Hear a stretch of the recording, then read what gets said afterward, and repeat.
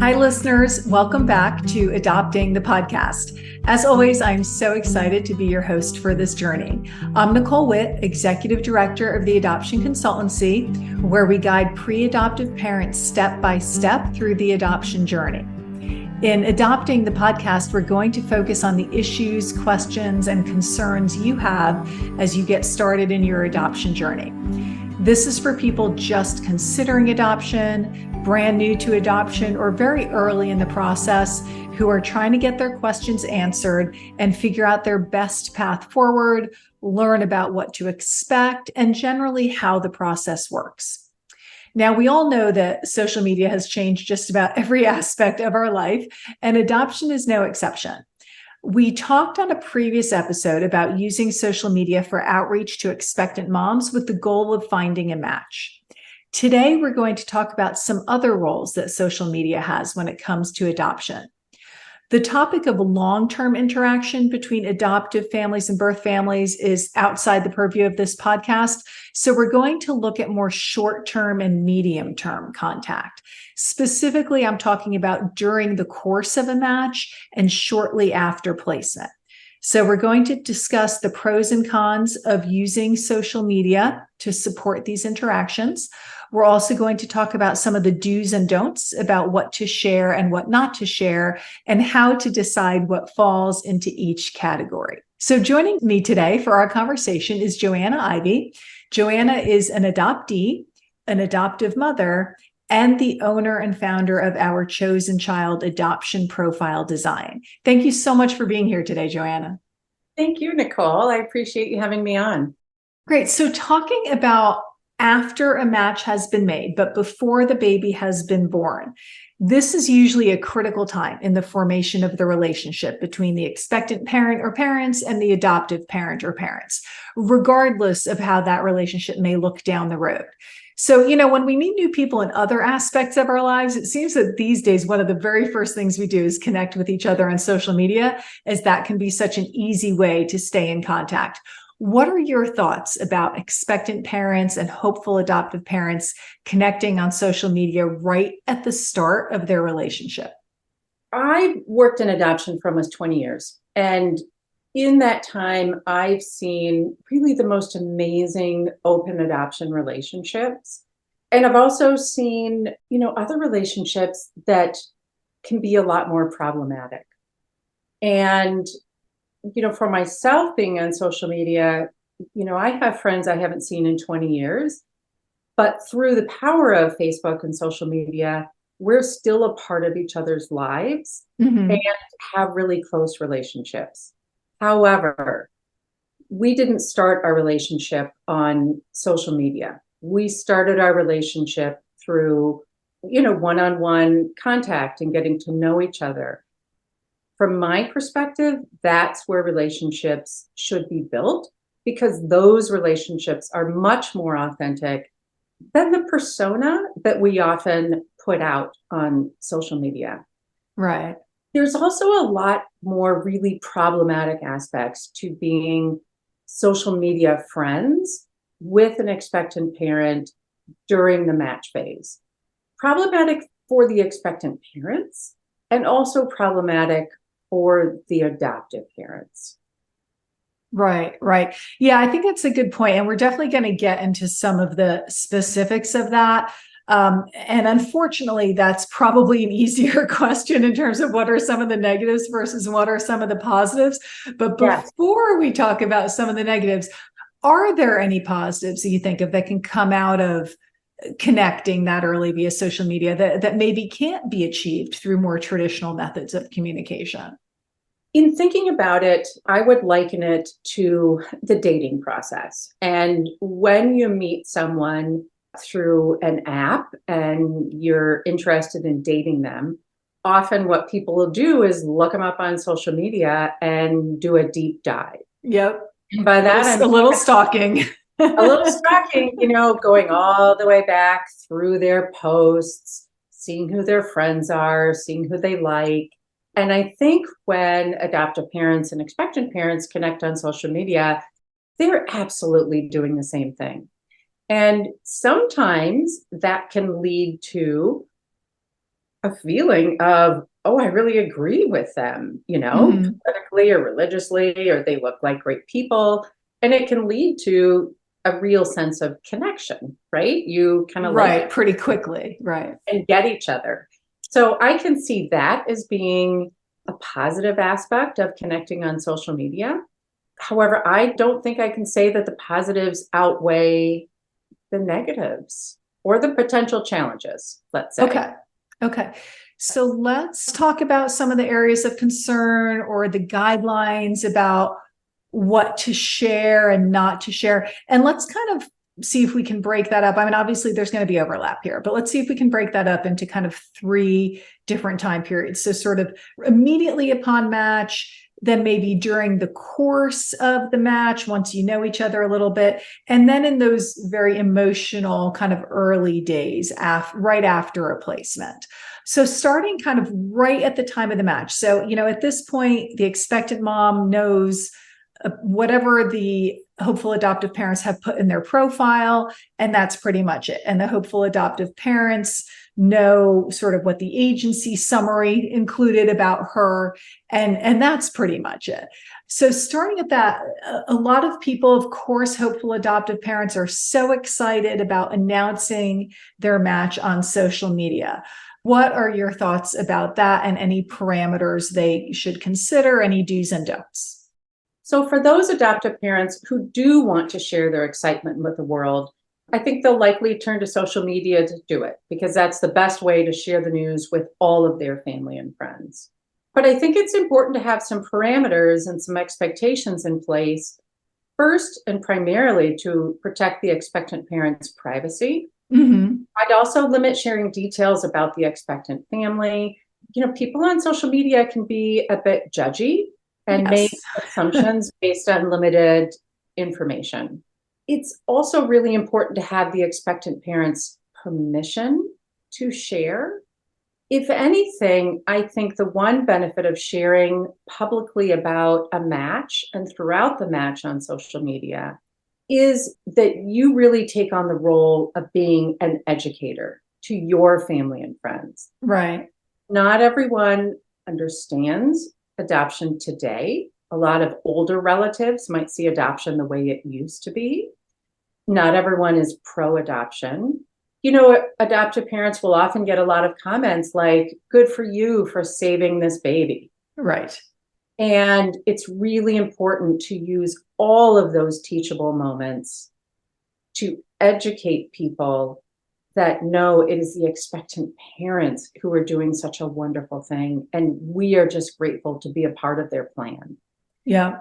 Expectant Yeah. parents are reading those comments, how incredibly hurtful that would be. And Right. that's one of the pitfalls because once you're on social media, it is open to everyone to comment, to see, to make assumptions. And if your audience includes the expectant parents, they're particularly vulnerable at this stage. It's also really important not to say, our birth mom is due whenever, Right. Right. because she's not your birth mom.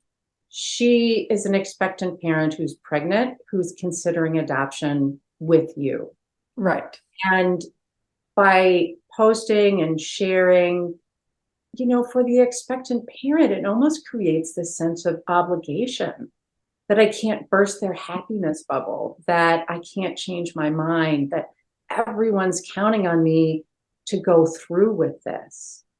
And as it's always said, the expectant parents make their decision twice, right? Once when they choose adoption, and then again after they've given birth. Right. So by laying claim to this baby and this pregnancy for adoptive parents before the birth, boy, that can be really tough for expectant parents.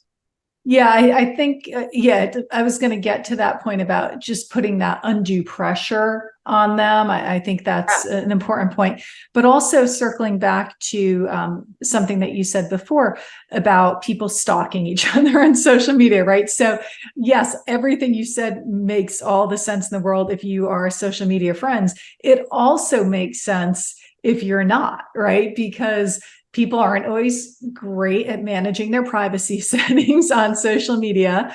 Right. But even if they are, somebody else can copy and paste and repost. So once you're putting it out there, you completely lose control over it, no matter how you think you have your settings set up or who you're friends with or whatever. So that's an important point, I think, to consider as well. Yes, absolutely. That's a huge part of it. And, the other concern is that not everyone has your best interests at heart. Not everyone understands how to lock down privacy. Right. Be great at it, but your husband couldn't, or your aunt who's sharing the news. Yeah. And we need to keep in mind that anywhere from 10 to 30% of especially early matches don't evolve to a placement. So in those matches where things go sideways, by being friends on social media, you're giving someone a lot of your private information.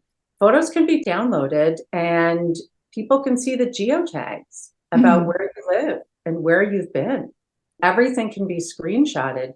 And it could not be the expectant parents. They could be fabulous. But, every family has a crazy uncle. Right. Right. Good point. Right.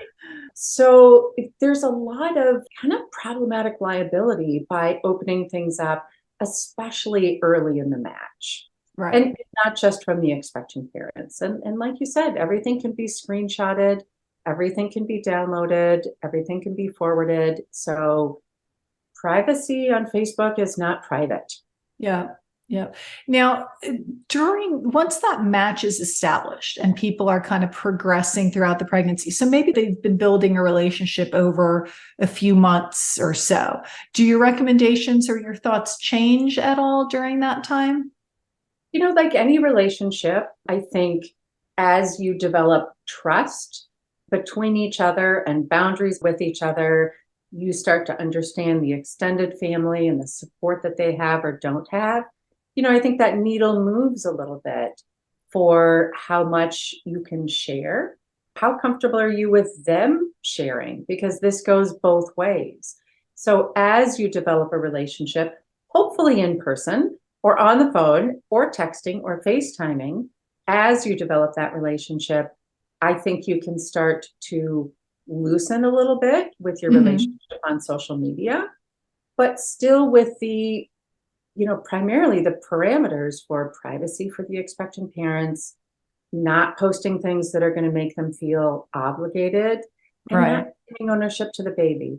And I would say it's, education always for people within your current family and friends list. So educating them on how to have respectful relationships, the benefits of open adoption, why we are not saving a child, expectations for hospital and placement. I think it's hard to do, but I think certainly the needle moves in the direction of it being okay to be a bit more open. Yeah, and I think those are really great parameters, almost a checklist for people to have in their mind, before they post anything. Now, once a placement happens, obviously that's a bit of a tumultuous time, right? There's so many different and even conflicting emotions kind of happening all at the same moment amongst all the parties involved. But of course, people want to post, right? Like when people give birth, they want to go ahead and post that right away, right? So when you've adopted, you finally brought this child into your home, you want to share that news, which is very happy news for the adoptive family. But again, it can be just such an incredibly difficult and emotional time for the birth family. So any advice on how people should navigate those days when it comes to social media? Yeah, that's a great question. And I'd like to start by saying that when someone at the outset is thinking about whether or not to connect with expectant parents on social media, before they do that, I think they should be very thoughtful about what is going to happen after she gives birth and we have the baby, because that is the most difficult part of the relationship. Mm-hmm. And I would say, imagine if your sister, who is your best friend, has a late term pregnancy loss. She has a stillborn child. And a week later, you give birth. How would you treat that on social media? Because you would probably feel shredded inside sharing your good news, knowing that your sister is grieving so deeply. And if you do develop this wonderful, trusting friendship with the birth parents, that's a bit of how you are going to feel. And if that worries you, I say that it should worry you, because as you've developed this relationship with her on social media, you're not just going to go dark after the birth, right? You're going to want to share it with everyone. And you're going to have to navigate the fact that this is probably the most difficult day or week of her life, while it is the greatest joy you've ever had. And how do you hold those two truths at the same time? And again, keeping in mind that your family and friends are going to be ecstatic and it's just going to be this joy-filled, celebration. And the birth mom is seeing all of that, while she's home alone crying. Right. So it is, I think that's just an incredibly difficult time period. And that time period should really be thought about before you enter into building a relationship on social media. I think that's a really effective analogy. I really appreciate you sharing that. And I think that ties right into, that there are a lot of agencies out there that suggest or even require no social media posting until not only until after the placement, but sometimes until after finalization. And although, that can be very difficult for the adoptive parents who, of course, want to share their great news, I think that's really the reason for it, right? And that protects the birth parents. And and I think that as people get to know each other, if they're not yet social media friends and they kind of hold off, then they can actually have those conversations before they become social media friends and talk about, hey, what and when and how are you comfortable, with what we might post and vice versa. And having the relationship get to a point where they can have that conversation before they become social media friends, I think has a lot of benefit to it. Yeah, I absolutely agree. I think agencies that say that you can't post on social media until placement or finalization, they have good reason for doing that. The social workers, they are the boots on the ground. They are working with the expectant parents and the birth parents. They're getting feedback from them, what it's like when all of this is on social media. They've seen the pitfalls, they've seen it go wrong.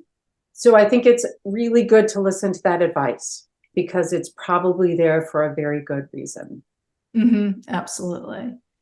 Okay, so I wanted to throw out sort of a couple of general do's and don'ts about posting online, but we've actually addressed several of them already in terms of keeping in mind that anything you post lives forever. And I think an important part of that is actually not just with the adoptive family and the birth family, but also for the child, right? They may see someday what you've posted, whether it's something about their birth parents or their birth family or not, just sort of a general comment about the adoption that maybe doesn't age well. You change your perspective on things or whatever. So I think that, we've touched on that, but I think that's really important to keep in mind. Again, I mentioned, having conversations beforehand about what you might post and so on, but thoughts about having clear boundaries about who you will and won't accept friend requests from, right? So not just the birth parents, but let's talk about some of the extended birth family or even some of their friends. Any suggestions on how people can manage that? Yeah, I mean, it can get pretty sticky. There could be grandparents that want to stay in touch. There could be, like you said, friends who think we're kind of all one big happy family now, which you might be, and that could be great. But a lot of people are less comfortable having a lot of people in the pie who could be sharing photos of their child online. And I would also say that, the expectant parents, having the conversation with them first, because they might not want everyone involved in the relationship. They might want to keep it more private. And no matter who you accept friend requests from, I think the other piece is to discuss if it is okay or not okay to share posts and photos. And again, once those are out there, it's the wild, wild west. It could be shared by anyone to anyone. And regardless of how amazing the expectant parents or birth parents are, there are a lot of people that don't have you or the child's best interests in mind. Yep, absolutely. One of the other points, and I think everybody has learned this the hard way in social media, especially in its early days, was avoiding any heat of the moment type posts, right? And this might not even be anything. I'm not suggesting, don't say anything negative about the birth parents, because that's just so obvious. But, when you're in the midst of the stress of an adoption, and it could be some venting about the adoption process itself or something like that, that's so important to avoid posting something like that. Again, for many other reasons, including, that the child could see it someday. But anything you want to add to that point? Yeah, especially I imagine posts about, oh my gosh, the adoption process is so expensive. Mm-hmm. I can't believe I had to drain my 401k for this. Wow. Not only will your child someday feel differently about that, but the birth or expectant parents don't want to hear that. That sets up a whole, who's making the money in adoption and why didn't I get more?